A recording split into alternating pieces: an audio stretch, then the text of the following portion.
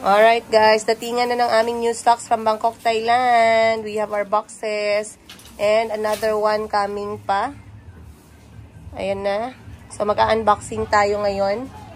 Okay, next item natin guys.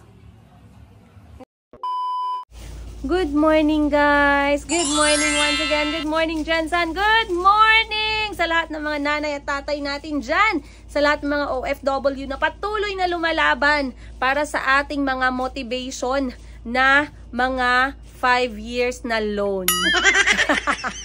Pero hindi tayo magpaano guys, wag tayo magpaluya-luya kasi yung mga loan natin guys, 5 years to 10 years yan. May iba pa 30 years. Bawal tayo maging luya or matamlay sa Tagalog. So ngayon, time check natin. Good morning once again. Welcome from Princess Yiga. Ayan, andito na naman ang inyong single nanay ng aking 4 na kulot, half African, half Filipino kids, lumalaban sa buhay. Time check is 10:20 ng umaga. Pumasok na yung mga anak ko sa school. At dahil wala sila ngayon guys, dahil nag-aaral yung mga anak ko habang ako din ay naghahanap buhay, kailangan naming i-prepare ulit ang aming tindahan for our brand new latest fashion collection from Bangkok, Thailand. Sobrang saya dahil dumating on time ang aming orders. Over 600 pieces of new collection. Ayun. Para ako nag-host sa ABS-CBN Showtime. Sana all. Pero anyway, dumating na sila guys. We are very excited. Si Miss Giselle, ang busy niya since kahapon at ngayong umaga. Kasi kailangan naming i-display, i-live selling, picturean, kailangan i-encode, ilagay sa inventory namin yung mga bagong dating. So first things first, I have to count and make sure na ma-receive namin lahat ng orders namin. They are in good condition. They are perfect. Accounting natin, accountability natin dapat okay, maayos. And then ang next namin na gagawin ay kailangan na namin silang i-display bago namin sila i-steam isa-isa or per group. So, bibigyan ko kayo ng sneak peek how it looks like right now dito sa aking maliit na tindahan na Mayumi Thailand Closet. Ito po ang aming Facebook page with over 11,000 followers. Ayun, maraming salamat sa inyo sa patuloy ninyong pagtangkilik sa amin. And this is how it look like. Ayan. Andito yung mga wooden hanger namin. I choose wooden hanger guys kasi sa wooden hanger hindi madadamage yung mga damit and they are looking, very decent kapag ganito yung hanger. Then ito yung mga items natin na dumating from our cargo shipment namin. Ayan. So nagbukas na tayo ng iba and we are still going to open more of them. Ang dami-dami guys. Like I said, over 600 pieces lahat yan. And we are hoping, inshallah, to sell them for the next 2 months at least. So, tingnan natin kung makaya namin ni Miss Giselle yan. Right, Miss Giselle? Laban! Parang kakain kami ngayon ng 2 rice. Parang kakain kami ngayon ng unlimited rice pala. Parang kulang yung 2. Nagbago yung isip ko. Anyway, ayan guys, samahan nyo kami for today's episode. And kami muna ay mag-i-impake ni Miss Giselle at mag-aayos ng shop. See ya!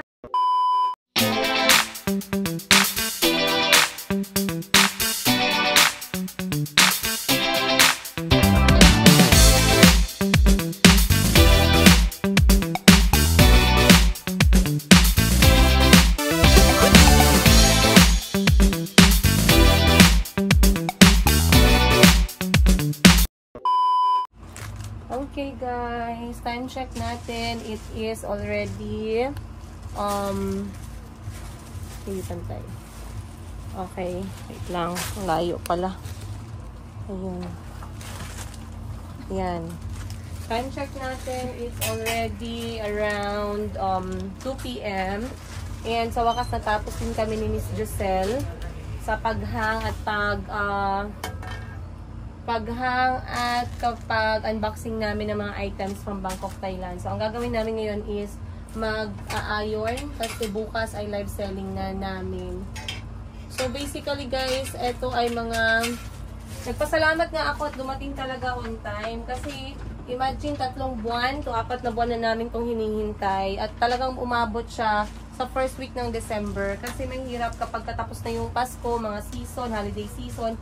And wala pa yung ating item. Saan ba yun? Dugay pala siya. Ayan na. So, mabuti na lang guys nakaabot. So ngayon, binago ko yung design, yung mga print at style ng aming stock sa Mayumi for this year 2025 and for the next 3 months. Para naman ma-refresh yung ating collection.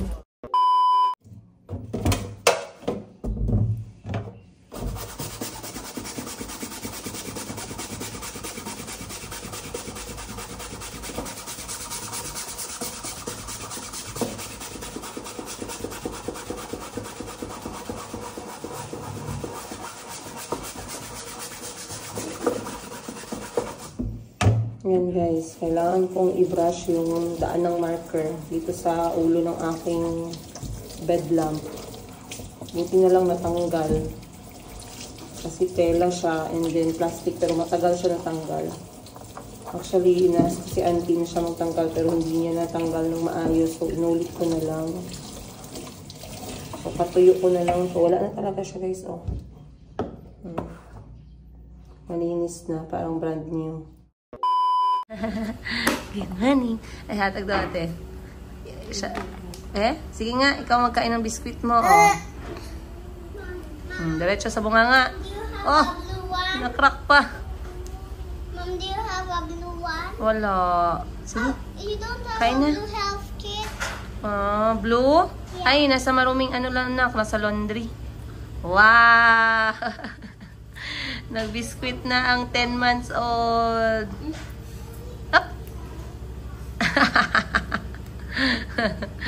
Lumalabas na yung ipin ni Mayumi, guys. Time can fly so fast. Nakatatlong ipin na siya. Sige pa. Good morning. Good morning, Hamimi. Are you Habibi or are you Hamimi? Maliit na yung mga dress mo, nak. Naging blouse na. Matangkad ka naman. Masa? Oh. May tumubo sa kanya guys na birthmark. Bago na naman. Ayan oh. Parang mapa ng Uganda. Bye-bye na. Work na si mama. Bye-bye. Bye. Say bye-bye. Going to McDo. No one. Where are you going on Friday? Nothing. And then we're not going to McDo. Okay. Only Calby wants to go to McDo, right? Okay, let's probably go to McDo then later. Go. Stay here. You're gonna be happy here alone? No? So why are you not coming with us? Because you say that is not Friday. Say that's Friday, but you stink.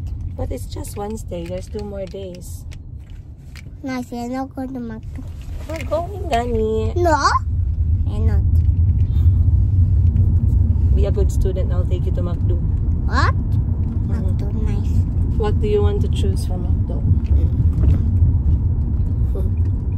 Ice cream yummy. What else do you want to choose? Ice cream with inside. Ice cream inside Coke. Ice cream inside the Coke or the Coke inside the ice cream?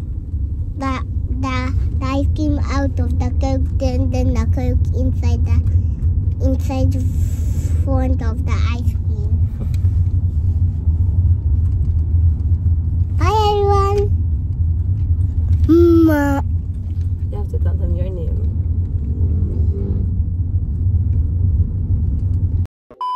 Guys, good afternoon and happy Wednesday everyone. Ayan, at nakagreet na rin ako sa inyo. Nakahanap ako ng moment. Dahil ngayong araw, apakabilis ng aking oras at talagang ako ay na-busy ng umaga dahil nga ang dami naming dumating na items galing sa Thailand. So, kailangan naming mag-unbox, kailangan naming mag-steam, mag-display, mag-live. Sobrang daming gagawin. Pero I had to list down everything para wala akong makalimutan. So, first things first, I had to visit the bank bago maubos yung laman ng bangko ko. Guys, kumuha muna ako ng pera doon kasi meron tayong paggagamitan. And of course, pumunta na rin ako sa doktor ko para mag-follow up sa aking gamot. And then, ngayon nga ako ay nakapagbenta at nakapag-live selling na din ng alahas. So, hindi pa ako tapos and the time check is 12 and the time check. And time check natin is 12:40 p.m. Ako'y magla-live na ng earrings at saka bracelet. So, bago ako chika-chika sa inyo ng araw ko na to guys, once again, let me greet you as early as possible guys ng maligayang Pasko at manibagong, right? Masigabong. Masigabong bagong taon, everyone. Ayan, dapat lagi ko kayong araw-arawin ko kayong i-greet guys kasi alam ko marami sa inyo ang hindi nakakauwi, makakauwi. Ayan, sana po kahit hindi kayo makauwi, you are healthy, mentally, physically, financially, and spiritually. Ayun.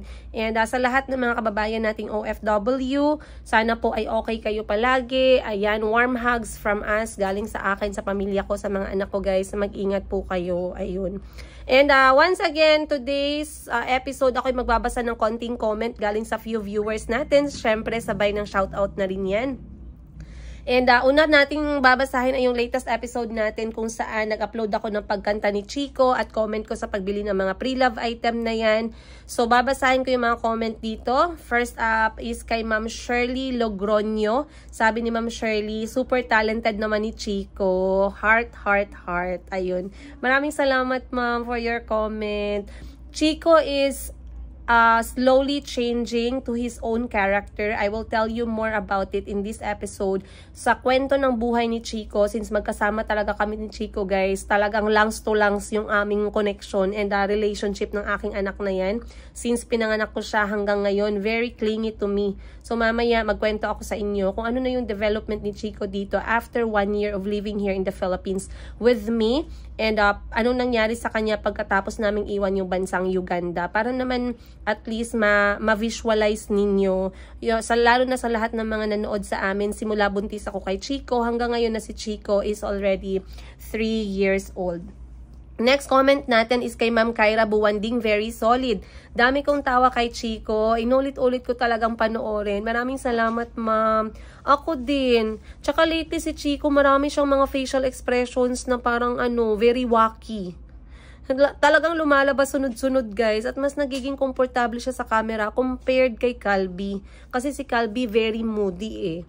Next is si Ma'ams Plongkokay. Sabi niya, lessons learned in this episode. Maraming salamat po. Sino pa ba dito? Yan. May nagsabi, si Ma'am Vivian Carbonilla, sabi niya, hay nako, lalo pag nasira pa ng iba, pag sa iba mo dinala yung isang item or pre-love na dinala mo at dinala mo sa ibang technician, pwede nilang palitan yung pyesa or tornilyo. Totoo naman talaga. Kasi you don't know what's happening inside, inside the bedroom. Inside the, technician's room. Anong bedroom? Totoo yun, totoo talaga. Sabi ni Ma'am Love PH naman, I agree with you na pag gadgets, brand new na yung bilihin, lalo na kapag iPhone. Baka mamaya napalitan na yung parts kapag ka second hand. Sayang lang yung pera. Totoo talaga yan. So once again guys, yun yung point ng aking last episode, no? Pag nagbili kayo ng pre-love, okay lang man, pero ang laki ng risk. So for me, ang advice ko sa inyo, try to stick with the brand new talaga. Kasi yung pre-love, marami ng mga dyan guys, marami ng magic ang nangyari dyan bago yan binenta sa inyo. So kung ayaw nyong pagsisihan sa huli, since nasa huli naman talaga yung pagsisisi at hindi naman nasa harapan, ay nako, gapangin nyo na yung totoong presyo ng brand new para hindi kayo mahirapan. Ayun. Next is kay Ma'am Kathy Vuelta. Sabi niya, very good boy Chico, merong tono yung words. Merong tono, yung words na lang yung kulang. Bayang Magiliw niya, getting there little boy. Maraming salamat, Ma'am. And then merong isang nag-correct dito. Anong Bayang Magiliw? Lupang Hinirang yan. Hindi Bayang Magiliw yan. Ang seryoso mo naman, Ma'am. Grabe ka naman, oy. Natakihin ka sa puso niyan, Ma'am, ha? Konting kamalian lang eh. Alright. Ayun guys, yun yung mga comments natin for today's episode. Maraming salamat sa lagi ninyong panonood. And later, pagkatapos kong mag-live, kwentuhan ko kayo ng buhay ni Chico dito pagdating namin sa Pilipinas. And ano yung mga changes simula nang umalis kami ng Uganda. Si Chico muna yung natin ngayon, star of the show. Mahal na mahal natin yung ating Chico na yan. Very makulit talaga si Chico, pero super duper lambing, lalong lalo na sa akin. Yan ang aking parang bodyguard, guys. Wala po akong nakakausap na lalaki na wala si Chico. Kapag may kausap ako sa labas ng bahay, sigurado si Chico nakasilip po yan sa bintana. Kahit sino pa yung kausap ko sa labas ng bahay. Pero anyway, magchikahan tayo mamaya dahil ako muna yung magbibenta-benta. I'll see you guys on today's episode. Kailangan ko maging productive for the last part of my day. And time check, 1:30 na. May naantay kasi ako mag-online galing abroad. Meron tayong mga customer kasi inad ko yung aking WhatsApp number sa aking page and it helped a lot dahil nga dahil dun sa WhatsApp mas madali ako ma-reach out ng mga customer na mga taga-abroad, lalo na yung di masyado nagpi-Facebook. And natatawa ako ngayon kasi sa kasagsagan ng aking pagla-live at pagising kaninang umaga at kagabi, nakatulog ako ng around I think 11 or something, nagsilabasan yung mga mga chismis ng showbiz. So, ayoko na mag-comment dyan, bahala ng all. Mamaya na lang siguro about dito sa pagpasa ng corona. So, may nagtag sa akin, Ma'am Princess Jeniga, napasa na po yung corona. So, if you don't know what I'm talking about, guys, ito yung kanilang mga screenshot na naglalabasan. Ayoko na i-mention yung pangalan. Pero ito yung mga screenshot. Wala kasi talagang laban kapag may mga screenshot yung mga tao, no? Ako nga hanggang ngayon, guys, to be honest sa inyo, may mga screenshot na ang tagal ko siyang na-delete. Kasi talagang parang feeling ko I will still need them. Pero hindi ko siguraduhin kung na-delete ko na ba siya sa phone ko. Pero screenshot is screenshot kasi. Regardless kung anong klaseng kwento meron yan. Pero kapag screenshot kasi, parang you are caught red-handed. Ganun ang kakalabasan niya. Pero natatawa na lang ako kasi, this is the kind of world we are living in right now. Some people might think that it is still, very unacceptable. Some people might think, etong ang issue na lumalabas na to, they are very, very affected na wala pa nga yan silang mga anak, wala pang mga nasasaktang ibang tao, mga ganun. I mean, may nasasaktan naman, pero at least walang mga batang involved. Ang mas masaklap is kapag mga pamilya na talaga, yung may mga anak na involved, yun yung pinakamasakit doon. Kasi hindi lang yung mga adults yung naapektuhan. Number one na talagang naapektuhan dyan ay yung mga bata. So anyway, bago mapunta sa drama itong aking episode na to, guys, I wanted to tell you a story nga about kay Chico. Napansin ko lately, ang cute-cute ni Chico, ang kulit-kulit, at dami-dami niyang moments. At napansin nyo din yan, dear viewers. Kaya marami sa inyo nagko-comment, ma'am, piniplayback talaga namin yung mga episodes ni Chico. Sobrang cute, marunong na siyang kumanta, this and that. So, lately, lumabas yung character ni Chico, guys. Napansin ko din. Kung napansin ninyo, napansin ko din. Pagkausap ko siya, ayan, hindi lang kung merong camera ha, even behind the camera. Pagkausap ko si Chico, marami na talaga siyang facial expression na talagang nakakawala ng galit, nakakawala ng inis. And in the end, talaga ako'y tumatawa kapag si Chico yung aking kaharap, guys, at pinapagalitan ko. Kasi nga, makulit talaga siya. Anyway, Chico is now 3 years old. Alhamdulillah, we are very happy with the gift of life that was given to all my kids, of course. Si Chico ay lumaki na, pinanganak ko siya ng normal delivery. I'm not sure if makalagay ba ako ng picture dito, guys. I will try. Pinanganak ko si Chico, normal delivery, 3 kilo, 2 push. Mabilis kong pinanganak si Chico eh. Papasok pala ako ng hospital, nasa labas pa lang pala ako ng hospital, palabas na talaga si Chico. So, very, very easy baby. Pagkalabas ko sa kanya, medyo matagal na accept ni Calby na may kapatid na siya, but all went okay after that. Then, si Chico ay breastfed for a whole year. Yun yung kasagsagan ng pagbukas namin ng tindahan namin sa bansang Uganda, Africa, when I was still living there. So, Chico, sabi ko hindi ko muna isasama si Chico. Mag-flashback tayo konti Sabi ko hindi ko isasama muna si Chico dun sa hamon ng pagbebenta sa Uganda. Pero dahil nga sobrang hirap ng buhay dun, I really had to make some moves. And yung mga moves ko na yun, guys, wala akong choice kundi isama siya kasi nga breastfed si Chico. So, at the age of 4 months, sinama ko na si Chico talaga na manirahan malapit sa tindahan, which is nasa probinsya ng Africa or Uganda. Okay? And 4 months, became 5 months si Chico, naging 6, 7, 8, 9, 10, 11, hanggang nag 1-year-old si Chico. Talagang na-experience niya yung pagsama sa akin sa pagbebenta-benta namin. Ayan, simula sa pagsakay sa truck, maulan man, mainit man, maalikabok man, talagang kasama ko si Chico sa pagsakay ng truck. At alam ko marami sa inyo nakapanood sa episode na yon. And marami sa inyo yung na-hook sa storya ng buhay ko dahil din doon. And sinama ko nga si Chico hanggang sa tindahan, hanggang sa pagbebenta namin, simula alas 6 ng umaga hanggang alas 8 ng gabi. It was a very hard life for a woman like me, lalong-lalo na nasa Africa kami. Bit-bit ko siya lagi, very uncomfortable yung sitwasyon kasi nakasakay kami ng truck, yung mga katrabaho ko puros lahat lokal ng Africa, and I had to deal with a lot of things. But anyway, we survived that, and 1 year, ngayon si Chico 3 years na so 2 years siya sa Uganda, nag 1 year siya dito sa Pilipinas, and he celebrated his 3rd birthday dito na sa Pinas. So the next year ng buhay ni Chico sa Uganda, it was not really, okay, it was fun with his brothers. I tried to expose Chico as much as possible sa mga lakad ko din. Sinama naman siya ng tatay nila, pero yung tatay kasi ng mga bata, hindi siya hands-on sa mga bata talaga. Kasi nga, full-time yung kanyang trabaho, plus yung mga extra trabaho pa niya on the side, which ayoko nang pag-usapan, ayan. Pero talagang si Chico ay nakadikit sa akin, and other than being breastfed, talagang nasanay siya na lagi niya akong katabi. So he became a very clingy boy. Hindi ko nakita yung character ni Chico hanggang umabot siya ng 3 years old. Recently lang talaga. So pagdating namin ng Pilipinas, nung inuwi ko sila Chico dito, tsaka si Kulot, dito sa Pinas, wala pang kamuang-muang talaga si Chico nun, guys. I'm not sure if you can remember that episode kung saan lumipad kami kasama si Auntie Christine.